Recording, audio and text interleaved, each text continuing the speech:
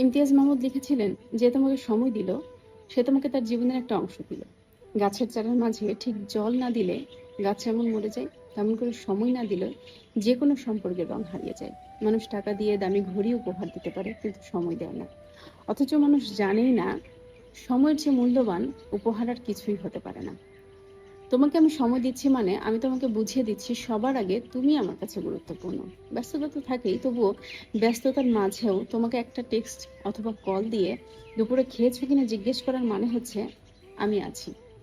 হয়তো যে কোনো ব্যাপার নিয়ে তোমার সাথে অনেক সময় ধরে গল্প গুজব করার মানে হলো তুমি আশেপাশে থাকলে আমার ভালো লাগে।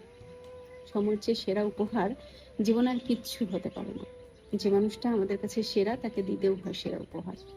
সময় খুবই গুরুত্বপূর্ণ।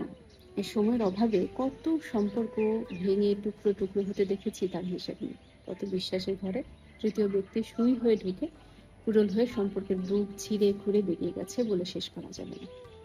সময় হলো সিমেন্ট বালুর মতো, প্রয়োজনের চেয়ে কম দিলে সম্পর্ক ভেঙে চুরে ধসে যাবে।